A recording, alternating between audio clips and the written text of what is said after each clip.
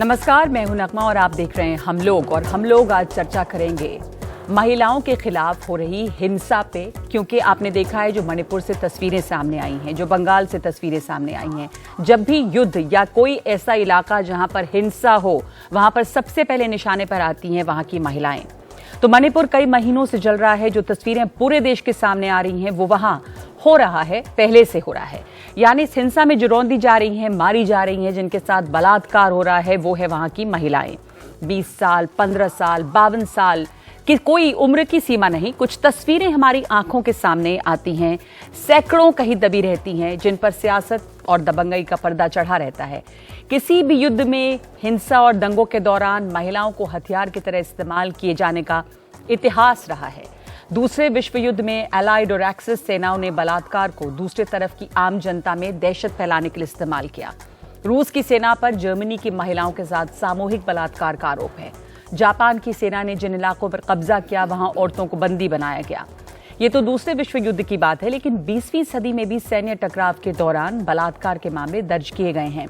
90 के दशक में तब के युगोस्लाविया में नस्ली हिंसा के दौरान कमजोर वर्ग को दबाने के लिए उनकी महिलाओं के साथ रेप किया गया। रुवांडा में हुआ। सरकार की प्लानिंग के तहत HIV पीड़ित पुरुषों की हूती महिलाओं के साथ उन्हें बलात्कार करने के लिए कहा गया। हम कह सकते हैं कि अंतर्राष्ट्रीय समुदाय में रेप को युद्ध की रणनीति और हथियार की तरह अपनाया गया है। 1977 में जिनीवा कन्वेंशन में सिविलियन महिलाओं की सुरक्षा से जुड़े आर्टिकल 27 में एक प्रोटोकॉल भी जोड़ा गया। बावजूद इसके ये घटनाएं रुक नहीं रही हैं, ये लगातार हो रही हैं आज के दौर में भी। और हम बात इसलिए आज फिर इसकी चर्चा कर रहे हैं क्योंकि मणिपुर में जो हुआ वो आप सब देख रहे हैं, आप सब ने देखा। बंगाल की भी खबर सामने आई है और कल से इस पे भी बातचीत हो रही है। तो हमारे साथ इस पर बात करने के लिए हैं इरोम चानू शर्मिला, जो महिला अधिकार कार्यकर्ता हैं। हमारे साथ जुड़ी हैं फ्लाविया एग्नेस, वकील हैं और लगातार महिलाओं से जुड़े मुद्दों पर अपनी आवाज उठाती रही हैं। यहाँ स्टूडियो में हमारे साथ यशवर्धन आजाद हैं, पूर्व IPS ऑफिसर। देवजानी भट्टाचार्य हैं, जो लेखक हैं, और अनुराधा मित्र Chinoy, professor Anuradha Mitra Chinoy, former professor, Jawaharlal Nehru University. What has happened in Manipur now, the picture that we see, the video that has come out, a similar case has also happened in Bengal. But also if we look at Manipur and what's happening today, there is a history to it. There has been violence against women, rape, violence against women have been used as a weapon in these conflict areas. How do you look at this problem and what can be done to solve this, to stop this? I just feel like out of control orphans environment. Like I just feel sad seeing that incident because of this conflict, because of this misunderstanding in between these two communities. Complicated issues, decades long complicated problems, issues, because main factor is not just one factor, and in such a situation, judicial role also, the executive role also, it's a true role is very important without consulting the people there. And the Chief Justice of High Court Manipur, his recommendation just to include that scheduled tribe status without consulting people, it triggered. Okay. आप कह रही हैं कि लोगों की को इसमें शामिल नहीं किया गया सलाह मशवरा में, और ये जो समस्या मणिपुर में है और दो गुटों का जो टकराव है वो भी बहुत जटिल है, उलझा हुआ है और बहुत समय से चल रहा है। मणिपुर से आगे बढ़ के ये जो एक बड़ी समस्या है जिसमें हम देख रहे हैं कि महिलाओं के प्रति हिंसा उन इलाकों में जहां पर या तो युद्ध होता है या कोई टकराव होता है या जो कॉन्फ्लिक्ट जोन है, वहां पर सबसे पहले बलात्कार और वायलेंस अगेंस्ट विमेन, इसको एक हथियार की तरह इस्तेमाल किया गया, जिसकी चर्चा भी मैंने अभी की, और ये एक अंतर्राष्ट्रीय स्तर पे इसे देखा जा रहा है। तो ये जो एक समस्या है, इसको सबको जानकारी है, बावजूद इससे हम अभी जूझ क्यों नहीं पाए हैं? ये हम देखें तो यूक्रेन में भी हो रहा है, या आप देखें सीरिया में भी हुआ है, हमने दूसरे विश्व युद्ध की बात की। यशवर्धन आजाद, आप इस समस्या को आप कैसे देखते हैं? यूनाइटेड नेशंस में भी इसको लेकर बातें उठी, अब ये बात मानते हैं लोग कि इसे एक वेपन की तरह इस्तेमाल किया जा रहा है, तो जानकारी सबको है, क्रिटिसाइज करा जा रहा है। जहां भी टकराव होता है सबसे पहले शिकार बनती हैं महिलाएं। आपने तो तमाम कॉन्फ्लिक्ट जोन्स में देखा भी है कि क्या हुआ है। जी हाँ, जैसा कि आपने कहा, कई जगहों में, केनिया की बात कर लीजिए, इथियोपिया की बात कर लीजिए, बल्कि बॉस्निया में जो लड़ाई हुई थी उसके लिए एक अंतर्राष्ट्रीय ट्रिब्यूनल बना था इस तरह की घटनाओं को देखने के लिए। और देखिए, अधिकतर ऐसा होता है कि उसमें से उनको जस्टिस नहीं मिलता है विक्टिम्स को। लेकिन सवाल ये है कि मणिपुर ऐसी जगहों में जहाँ एक प्रजातांत्रिक प्रणाली की हम बात कर रहे हैं, जहाँ एक प्रशासनिक एक व्यवस्था है, वहाँ पर ये होना ये बड़े ही शर्मनाक बात है और बहुत ही निंदनीय है। और उससे भी ज़्यादा शर्मनाक ये है कि 2 महीने के बाद अगर ये कार्रवाई और 6 व्यक्ति उसमें पकड़ाए जाते हैं, जबकि उस समय 800 का एक समूह चल रहा था उनके साथ, तो ये बहुत ही दुखद घटना है। जबकि अगर आपकी प्रशासनिक प्रणाली चुस्त और दुरुस्त होती तो उसी दिन वो जो पुलिस वाले थे जिनके हाथ से छीन कर ये मॉब उनसे छीन लिया था, उनको जाकर थाने जाकर थौबल डिस्ट्रिक्ट में ये रजिस्टर करना चाहिए था। और अब तक गिरफ्तारी की प्रक्रिया में तो कम से कम 405 लोग गिरफ्तार हो जाने चाहिए थे। तो दुख की बात यह है कि जहां एक मौका था, उस मौका को खो दिया गया और प्रशासनिक तंत्र इसके लिए पूरी तरह जिम्मेवार है। बिल्कुल, तो उसमें बहुत चुस्ती नहीं दिखाई गई। और उसके हमने ये भी देखा कि एक लंबा समय बीत गया, जब ये वीडियोस बाहर आए उसके बाद इसके ऊपर चर्चा शुरू हुई। जो ये इंटरनेट वहाँ पे बंद हुआ, ये भी सवाल उठता है कि वो जो इंटरनेट बंद किया गया उससे किसका फ़ायदा हुआ? लोगों का फ़ायदा हुआ, या ये है कि खबरें बाहर आना जो है वो रुक गई? इन सिचुएशंस में हम अक्सर अब देखते हैं कि इंटरनेट बंद कर दिया जाता है। आपको क्या लग रहा है, ये ऐसा होना चाहिए? नहीं, ऐसा है नगमा जी कि एक प्रशासनिक दृष्टि से, और चूंकि मेरा अनुभव रहा है उसी इलाके में, कभी कभी जैसे कि अगर आपदा की स्थिति हो, इस तरह की हो जैसे कि कम्युनल राइट्स हो गए हैं या कोई बहुत ही गंभीर स्थिति उत्पन्न होती है, तो इसमें अफवाहों के बाजार को रोकने के लिए ये शुरू में आवश्यकता हो सकती है 4-5 दिन के लिए इंटरनेट बंद करने का। जैसे कि इस प्रकरण में भी आपने देखा होगा कि पहले एक फोटो दिखाया गया था जिसके रिएक्शन में यह घटना हुई थी। तो अब सवाल ये है कि कुछ दिन के लिए अगर आपने बैन किया है तो प्रशासनिक दृष्टि से सही है, सबको फायदा है। लेकिन अगर आप उसको बैन के बाद उसको ले जाते रहें और 2 महीने तक बैन करें, तो उससे छात्र लोग वो अफेक्टेड हुए हैं, बिजनेस अफेक्ट हुआ है और सारे लोग अफेक्टेड हुए हैं, और वो गलत है। जी, तो यहाँ पे फ्लाविया एग्नेस में आपको शामिल करना चाहूंगी कि हम इसको एक अंतर्राष्ट्रीय स्तर पे भी देखना चाह रहे हैं कि ये अगर वर्ल्ड वॉर की बात की जाए, दूसरे विश्व युद्ध की, उस समय भी देखा गया कि कैसे जो सेनाएं थी उन्होंने दुश्मन देशों को में महिलाओं के ऊपर कितने अत्याचार किए, बलात्कार को एक हथियार के तौर पे इस्तेमाल किया गया। अभी जब हम यूक्रेन और रूस के लड़ाई की बात करते हैं तो भी वहां पर दिख रहा है। इसको लेकर अंतर्राष्ट्रीय समुदाय या जो बॉडीज हैं, जैसे यूनाइटेड नेशंस जैसी बॉडीज हैं, उसमें क्या बातें हैं, क्या कानून है, इसके ऊपर चिंता जाहिर की गई है? तो ये जानना समझना जरूरी है कि कानून क्या कहते हैं और क्यों नहीं हम इसको कंट्रोल कर पाते हैं। मुझे लगता है इसको कंट्रोल नहीं करते क्योंकि इसका इंस्ट्रूमेंट्स नहीं है करके नहीं, लेकिन इसका पॉलिटिकल विल लैकिंग है। इसमें काफी मुद्दा है, इसमें काफी इशारा है कि ऐसा विमेन्स बॉडीज को एक डिग्निफाइड तरह से देखना चाहिए, उनको रिस्पेक्ट होना चाहिए। Even in a war crime you can not use weaponize women's bodies, but this is not being followed because the political will is lacking. If you see in every country this is happening. In Bangladesh it happened, in Ukraine it happened, in Rwanda it happened. Everywhere women's bodies are being weaponized. And the political will there is lacking to bring the culprits to book. So it is allowed to continue with impunity. And I think that is the main reason why it continues. Even in India, even in Manipur, for instance, this viral video is of May 4th. And today we are in the July end. And so many days have gone, and it's not the administration did not know. The administration knew about it, but there was no arrest at all till now, till the video went viral. So that is the main question. Why is the administration lacking? What is it in that stops them from acting?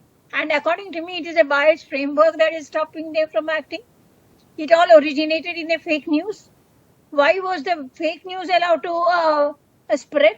That's the first question. And secondly, why was action not taken? तो मणिपुर में जो हो रहा है, वैसे हमने देखा कि बंगाल में भी इस तरह की घटना जो है वो सामने आई है। और हमारे साथ देवजानी जुड़ी हुई हैं, चाहे बात बंगाल की हो, चाहे मणिपुर की हो, और दूसरे देशों की भी बात करें तो लगातार जो फ्लाविया से भी मैंने सवाल पूछा था देवजानी के महिलाओं के शरीर को, जैसे कह रहे हैं कि women's bodies have been weaponized, और उसमें लगातार हिंसा के निशाना जो है वो महिलाएं बनती हैं। पॉलिटिकल विल की बात कर रही हैं फ्लाविया एग्नेस कि अगर चाहें तो हम इसे रोक सकते हैं जब भी कहीं कॉन्फ्लिक्ट होता है। तो बंगाल में भी हमने देखा कि अभी यही हो रहा है। आप इसे कैसे देखती हैं एक महिला के तौर पे, और अंतर्राष्ट्रीय स्तर पे भी ये तमाम युद्ध के इलाकों में इस तरह का हो रहा है, क्या जरूरत है करने की? तमाम जगहों पे ये जो राजनीतिक इच्छा शक्ति है उसकी कमी दिखती है। तो मैं तो ये कहूंगी कि आपने जो भी कहा, जो भी रेफरेंस दिए हैं, सारे जगह पे जहां पे भी कोई कम्युनिटी के बीच कोई कॉन्फ्लिक्ट है, कोई संघर्ष हो रही है, तब ऐसी बातों की ऐसा मुद्दा आ जाते हैं कि वेपनाइजिंग दी वीमेन। लेकिन अगर आप बंगाल को देखेंगे तो यहाँ पे तो कोई कम्युनिटी क्लैश नहीं चल रही है, फिर भी यहाँ पर यही हुआ है, weaponising the women. This is the worst thing. And political will की बात अगर करें हम, तो हमको ये सोचना चाहिए कि कहीं पे जाकर ये जो मानसिकता है हम में, सब में है, वो जो मानसिकता है कि वीमेन को एक होस्टेज लेना या फिर वेपनाइज करना, क्या ये मानसिकता बहुत बेसिक मानसिकता है क्या हमारा? क्योंकि आप सारे देशों की बात कर रहे हैं, लेकिन भारत का जो परंपरा है वो अलग रहा है। भारत में हम तो नारियों का पूजन करते हैं, हम तो सभी जानते हैं कि हम तो नारियों की ऐसे, मतलब हमारा दृष्टि ऐसा नहीं है भारत में, परंपरागत से तरीके से अगर हम सोचेंगे तो। लेकिन अभी भी हम मणिपुर में भी जो देख रहे हैं वो उसी तरह की दो कम्युनिटी के बीच और एक हिस्टोरिकल कॉन्फ्लिक्ट है। ये बहुत सारे, जैसे कि इरम शर्मिला चानू जी ने कहा कि मेनी फैक्टर्स, बहुत सारे फैक्टर्स है, एक मतलब दूर से हम समझ भी नहीं सकते इतने सारे फैक्टर्स, लेकिन फिर भी भारत की भूमि पे ये हो रहा है। वही बात हमें लज्जा देती है। बिल्कुल आपने सही कहा, भारत की भूमि पे ये हो रहा है, लेकिन पहली दफा नहीं हुआ है, ये भी याद रखना जरूरी है। पार्टीशन का एक हमारे सामने बंटवारे के समय की भी दास्तान जो है वो सामने में है, और जब दंगे हुए हैं, चाहे वो भागलपुर के दंगे हों, चाहे वो गुजरात के दंगे हों, चाहे वो मुजफ्फरनगर हो, आप तमाम जगह देखती हैं प्रोफेसर चिनॉय के निशाने पे कौन है। बहुत सारे मिसाल हैं यहाँ पर, हम सबको मालूम है। साउथ, ये एक ताज्जुब लगता है कि भारत में, जैसे ये बता रही हैं कि आप महिलाओं की पूजा करते हैं, पर आप कह रही थी कि ये एक ट्रेंड है महिलाओं के खिलाफ हिंसा का, वो साउथ एशिया में ज़्यादा नज़र आता है। देखिए, मैं दो बातें कहूँगी। एक तो सबने बोला कि महिलाओं की तरफ ये होता है, और ये क्यों वेपनाइज हो रहा है? क्योंकि महिला अपने कम्युनिटी या अपने समुदाय या अपने रिलीजन की सिंबल मानी जाती है, मदरलैंड। तो अगर एक कॉन्फ्लिक्ट की सिचुएशन है तो दो ग्रुप्स हैं, तो वो सोचते हैं कि हम पूरे ग्रुप को डिसऑनर कर देंगे, क्योंकि महिला के शरीर पे उनकी कम्युनिटी का ऑनर रहता है। तो इसीलिए ये रेप बहुत कॉमन है, और इसके खिलाफ स्ट्रगल्स भी इतने हुए हैं विमेंस मूवमेंट की। और एक स्टेटिस्टिक भी, रीसेंट स्टेटिस्टिक है, हिस्ट्री में अगर देखिए तो साउथ एशिया, अगर overall political violence against women देखिए, उसके स्टेटिस्टिक्स में 52% ऑफ ओवरऑल सारी दुनिया के जो वायलेंस अगेंस्ट विमेन है वो साउथ एशिया में हुआ है। तो साउथ एशिया में डिसप्रोपोर्शनेटली हाई है। आप ये ऐसी बात यूरोप वगैरह में, ऑस्ट्रेलिया में क्यों नहीं आगे आती? क्योंकि एक तो जैसे फ्लाविया ने कहा, इन्होंने कहा एडमिनिस्ट्रेटिव ब्रेकडाउन, दूसरा गलत राजनीति। राजनीति तो सभी करते हैं, फेमिनिस्ट मूवमेंट की भी राजनीति है, लेकिन वो राजनीति जो आइडेंटिटी पॉलिटिक्स के को बढ़ावा देती है। दूसरा अकाउंटेबिलिटी, दूसरा इम्प्यूनिटी, जैसे जिसने किया उसकी पनिशमेंट। और ये इन्होंने बात की है कि आज तक सिर्फ 4 लोग क्यों सिर्फ पकड़े गए इस केस में, 6 लोग चाहे। और ये 2 महीनों से ये बात चल रही है। पहले एडमिनिस्ट्रेशन ने क्यों नहीं देखा कि ये हाँ हमारी ऐसी ट्रेडिशन है वायलेंस और कॉन्फ्लिक्ट अगर कम्युनिटीज के बीच में होगा तो ये रेप तो जरूर होगा। तो ये सबको पता है, लेकिन ये हो सकता है कि पूरे स्ट्रक्चर में, पूरे सिस्टम में एक तो पेट्रियार्की है और पूरे जो लोग वहाँ काम करते हैं, या पुलिस या एडमिनिस्ट्रेटर, उन्होंने ये देखा नहीं कि ये रोक सकते थे। 2 महीने से ये एजिटेशन चल रही है। हाँ, एजिटेशन के कई पहलू है। उन्होंने आर्म्ड फोर्सेस स्पेशल, जैसे इरोम ने armed forces special power act के खिलाफ कितने सालों उन्होंने फास्ट किया। विमेन मैतेई, कई उनकी जो विमेन्स मूवमेंट जो है, मदर्स थी, उन्होंने कोशिश की अपनी कम्युनिटी को प्रोटेक्ट करा। पर इस दौर उन्होंने अपनी आइडेंटिटी पॉलिटिक्स भी खेली है।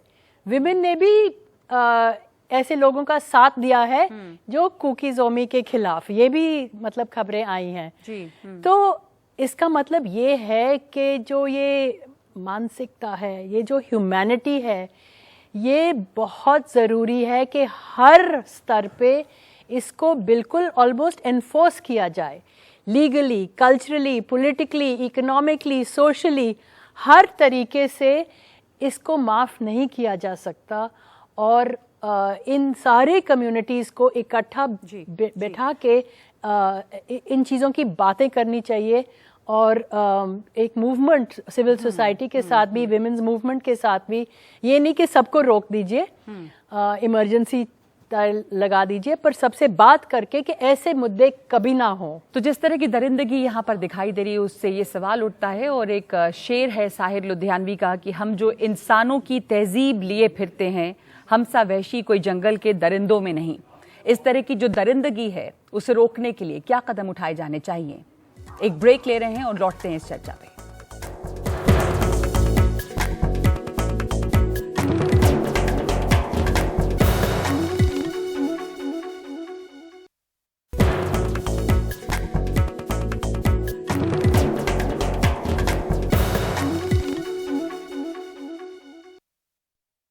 मणिपुर का जो इलाका है, हमारे साथ इस वक्त मेजर जनरल द्विवेदी भी जुड़े हैं। और आपसे भी जानना चाहूँगी मैं कि वहाँ पर ये जो समस्या है वो पुरानी है, और ये अभी हम जो कॉन्फ्लिक्ट देख रहे हैं, ये कुछ ऐसा नहीं कि 1 महीने, 1.5 महीने या 2 महीने से हो गया हो। तो ये समस्या कितनी जटिल है, क्या क्या इसके पहलू हैं, उसमें दोनों तरफ की महिलाओं के साथ में ये हुआ होगा, ये एक तस्वीर सामने आई है। तो इसमें ड्रग इशू भी है, इसमें पॉलिटिक्स भी है, तमाम चीज़ें हैं।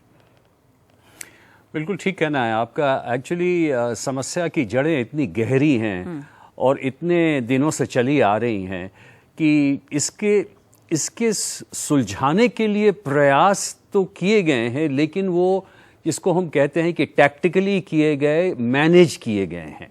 क्योंकि इसका एक हल निकालने के लिए एक बहुत लंबी प्रक्रिया चाहिए और एक पॉलिटिकल सगैसिटी चाहिए, एक परिपक्वता चाहिए राजनीति में। तो उसका ही कारण, लेकिन उसीलिए मैं कहूँगा कि अभी आपको एक वातावरण बनाना पड़ेगा ताकि हम वैसी चर्चा कर सकें। और इसके लिए ये आवश्यक है कि आप एक ऐसी व्यवस्था वहाँ पे लाएं जिसमें सबका विश्वास हो। जो मुख्यमंत्री विश्वास खो चुके हैं, उन्हें हटाना पड़ेगा। और दूसरी बात यह है कि वातावरण तैयार करने के लिए आपको गवर्नर को बदलना पड़ेगा। एक पुराने किसी प्रशासनिक या पुलिस के जो भी वहाँ के रहे हुए हैं, उनको गवर्नर लाइए, 3 अच्छे एडवाइज़र लाइए, और ताकि सब लोगों को विश्वास हो कि नई व्यवस्था बिल्कुल ही बैलेंस्ड है और एक पक्षीय नहीं है। और तभी उसके बाद आपकी जो पीस कमेटी बनेगी, उसके बाद आप एक सही लीडर, जैसे गडकरी ऐसे हैं जिनको ऑपोजिशन भी लाइक करते हैं, ताकि उनकी लोग सुनेंगे। ऐसे वातावरण को तैयार करने के लिए आपको तत्काल ये कार्रवाई करनी पड़ेगी। जो विश्वास, जिस बात की आप कह रहे हैं, लोगों का विश्वास खोया है, उस विश्वास को वापस लाना, लोगों को जोड़ना, ये बहुत जरूरी है। मेजर जनरल जी द्विवेदी उस इलाके में रहे हैं, GOC नॉर्थ ईस्ट में खास करके मणिपुर जो है वो बहुत कम, ऐसा नहीं है कि पिछले कुछ महीनों से ही समस्या है, कुछ महीनों से हिंसा यहाँ पे बढ़ी है, पर उस इलाके की जो समस्या है उसके बारे में आप क्या कहेंगे? कितने दिनों से समस्या चल रही है और इसका हल तो हुआ नहीं है, क्योंकि शायद उस तरह से कोशिश नहीं की गई, जैसा यशवर्धन आजाद भी अभी कह रहे हैं कि वो विश्वास वापस लाने की जरूरत है जो लोग खो चुके हैं इस तरह की घटनाओं के बाद। पर कितनी, थोड़ा सा अगर हम देखें पीछे जाके तो जटिल समस्या है, ये लंबे समय से चल रही है वहां पर समस्या।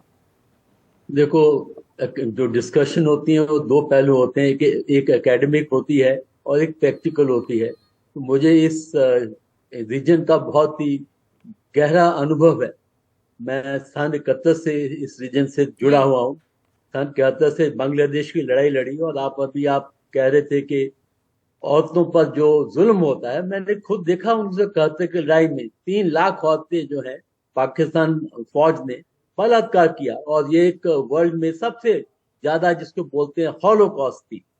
अभी आप मणिपुर को देखें, देखो मणिपुर की जो समस्या तकरीबन 40-45 साल पीछे जा सकते हैं।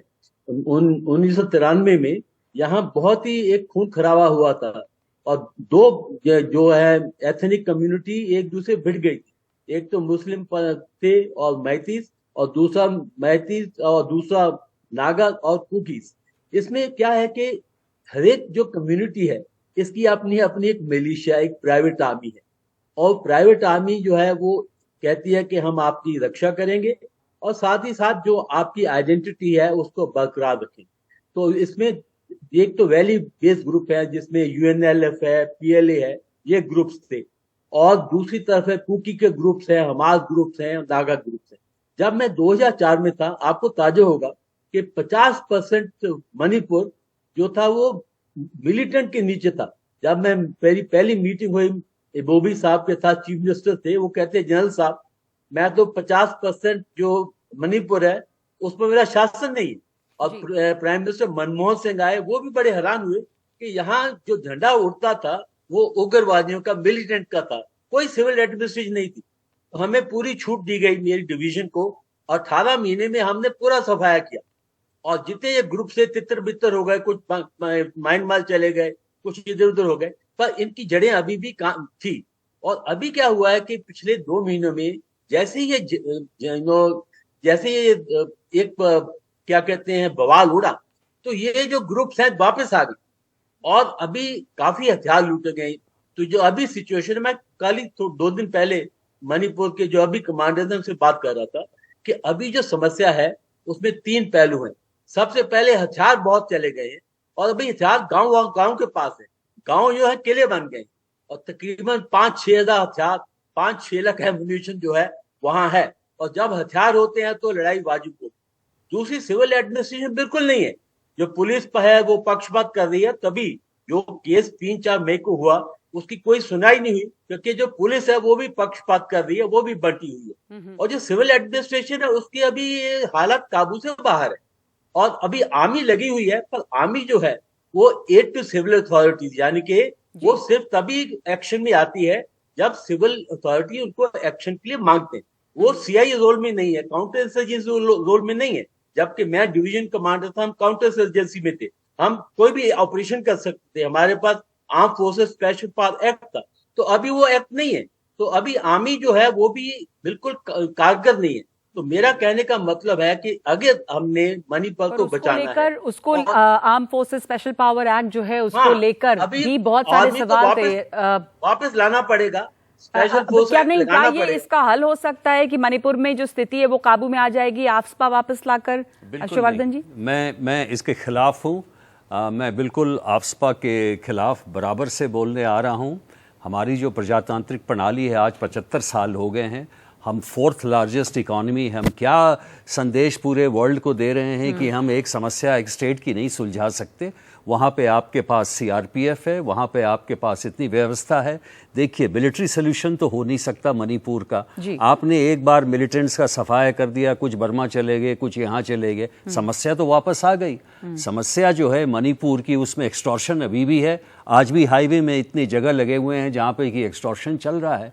इसलिए जब तक एक राजनीतिक परिपक्वता नहीं आती है या इच्छा शक्ति नहीं आती है, तब तक मणिपुर का भला नहीं होगा। लोगों का विश्वास सिस्टम में लौटना जो है, विश्वास जीतना, वो बहुत जरूरी है। तो हम लोग भी इस वक्त एक छोटा सा ब्रेक, हमारे साथ यहाँ पे मौजूद हैं कुछ स्टूडेंट्स जिनके बहुत सारे सवाल हैं इस मुद्दे पे। एक ब्रेक के बाद लेंगे उनके सवाल।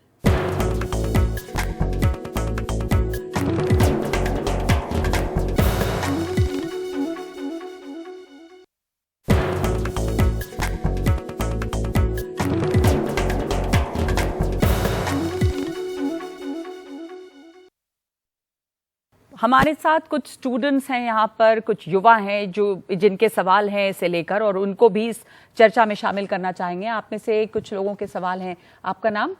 अंशिका। जैसा कि हम हिस्ट्री में देखते हैं कि हमारे ऑलरेडी इतने सारे इंसिडेंट हो चुके हैं वहाँ पर और ये हमेशा बोला जाता है कि हमें अपनी गलतियों से सीखना चाहिए। और अभी भी हाई कोर्ट का अगर स्टेटमेंट देखा जाए तो वो आउट ऑफ द नोवेयर आ गया है, without any discussion to people और या गवर्नमेंट से ही। और उसके बाद भी उन्होंने कुछ इनिशिएटिव नहीं लिया पहले से ही कि अगर ऐसा कुछ होता है इंसिडेंट या फिर कम्युनल राइट्स होते हैं तो हम उसे कैसे हैंडल करेंगे। ओके, और भी सवाल हैं यहाँ पर? मेरा सवाल इस पर है, जो पॉलिटिक्स की जा रही है, जो राजनीति इस मुद्दे पे करी जा रही है और ये लगातार हो रही है। जैसे हम देख सकते हैं कि जो भी ऑफिशियल्स हैं, जो भी रूलिंग पार्टी के रिप्रेजेंटेटिव्स हैं, वो कॉन्टिन्यूसली अपने आप को डिफेंड करने के लिए ये बोल रहे हैं कि ये राजस्थान में भी हो रहा है, ये वेस्ट बंगाल में भी हो रहा है। तो इज़ दैट जस्टिफाइड? और इसके साथ ही मेरा एक और सवाल है कि हम जैसे निर्भया केस को के एग्जाम्पल लें, उस केस को सॉल्व होने में और उस पर्सन को जस्टिस देने में government took so much time. So क्या इस केस में भी यही होगा? Will it take the same time और इट विल बी क्विक? मेरा सवाल ये है कि एक तरफ हम लोगों को देखने में ये आ रहा है कि महिलाओं का वस्तुकीकरण कितनी तेजी से बढ़ता जा रहा है, उन्हें वेपनाइज्ड किया जा रहा है, बलात्कार हो रही हैं। वहीं दूसरी तरफ इतने बड़े बड़े हादसाओं को भी लोग, कुछ पार्टियां हैं जो एज अ आपदा ले रही है, कुछ पार्टियां हैं एज अ अवसर ले रही है। तो क्या यहाँ पे भी राजनीतिक मुद्दे को बंद करके एक देश को एक यूनाइटेड स्टेट की तरह बिल्कुल इसके ऊपर काम करना नहीं होनी चाहिए या फिर राजनीति होनी चाहिए या नहीं होनी चाहिए? ठीक है, एक और सवाल वहां से ले लेते हैं फिर।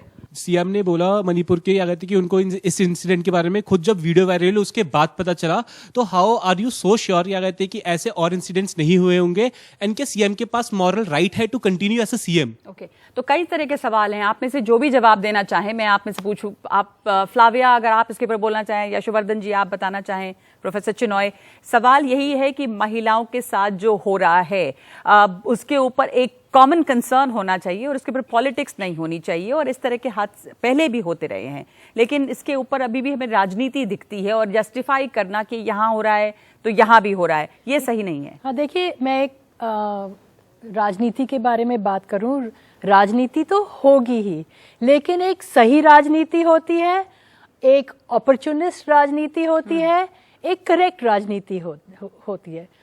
गलत राजनीति वो होती है कि जो आइडेंटिटी पॉलिटिक्स को बढ़ावा दे। गलत राजनीति वो होती है जो इम्प्यूनिटी दे कि ये हमारे समूह के लोग हैं तो इनको बचाए। गलत राजनीति होती है कि चीफ मिनिस्टर बोले कि मुझे तो पता ही नहीं था 2 महीने जो हो रहा है।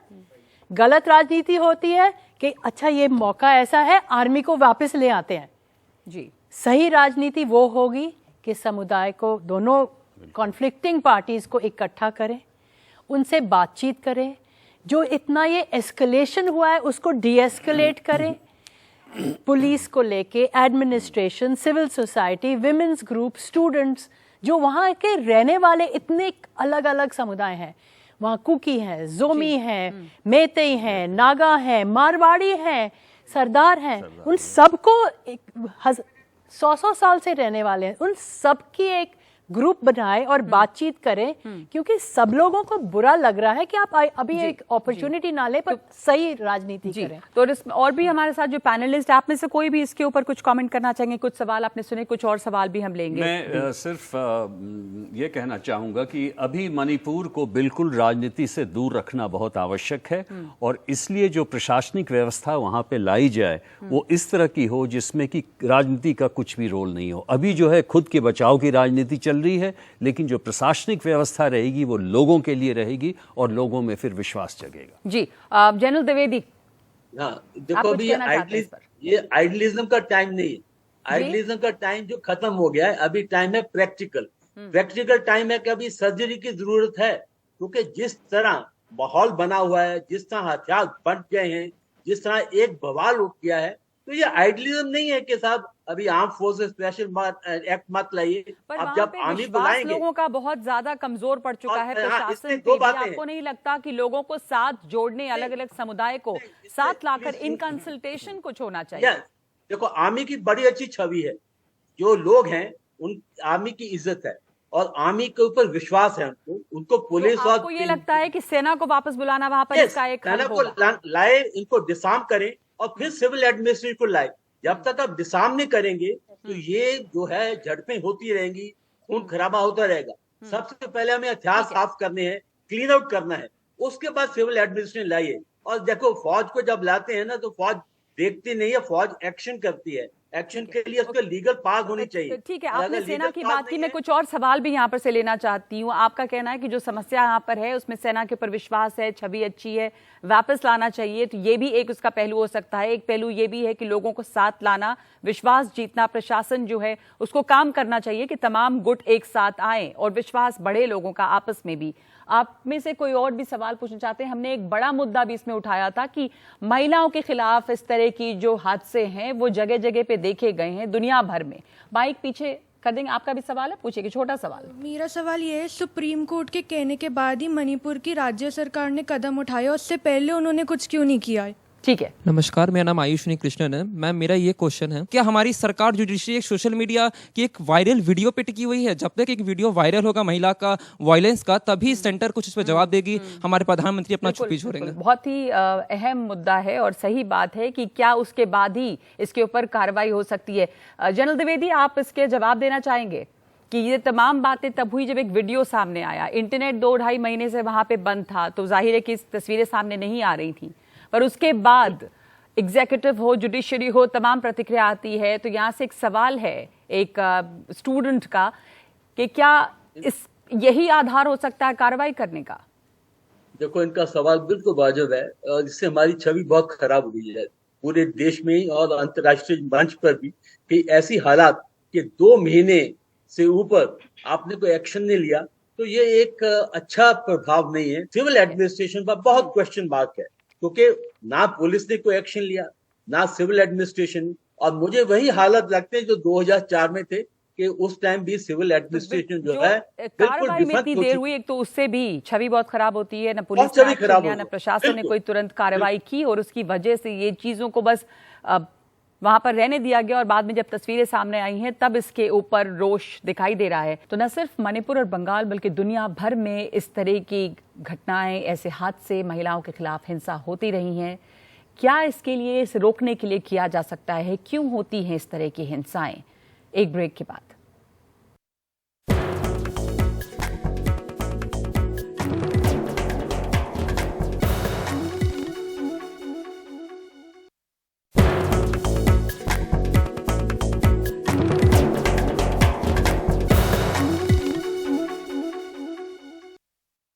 जब मणिपुर में वायलेंस चल रहा था तब प्रेसिडेंट्स रूल इम्पोज करने की बात करी जा रही थी, बट कभी करा नहीं गया।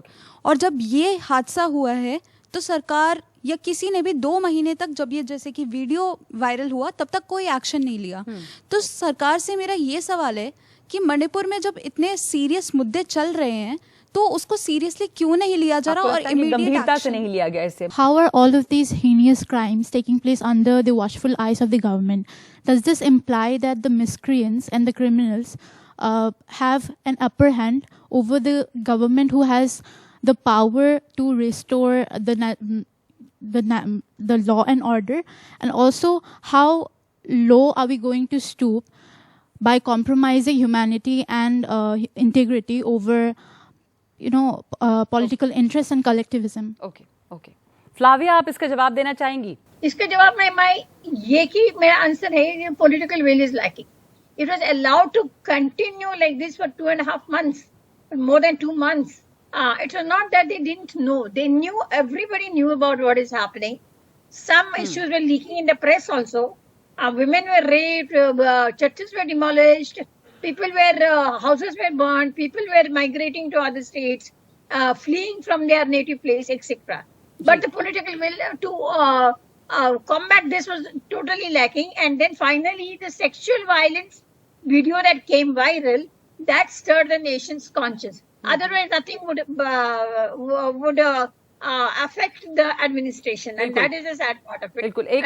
इसमें एक बात जो किसी और अभी स्टूडेंट ने बोली थी, यशोवर्धन आज़ाद, और मैं ख़त्म करूंगी इस बातचीत को यहाँ पर, कि अगर ये वीडियो वायरल नहीं होता या वीडियो बाहर नहीं आता तो क्या कोई कार्रवाई नहीं होती. और जो इन्होंने भी पूछा कि तमाम प्रशासन, कानून व्यवस्था के बावजूद जो भी मिसक्रिएंट्स हैं, अगर वो ये करते हैं तो वो हावी हैं लॉ एंड ऑर्डर पे, तो ये फेलियर तो एक तरह से है. और आप बार बार कह रहे हैं कि वहाँ पर विश्वास को रिस्टोर करने की ज़रूरत है, तो कुछ सुझाव भी कि वहाँ होना क्या चाहिए इस समय? आपने बिल्कुल ठीक कहा. देखिए, ये सारी चीज़ें जो हैं ये प्रशासनिक अक्षमता के द्योतक हैं.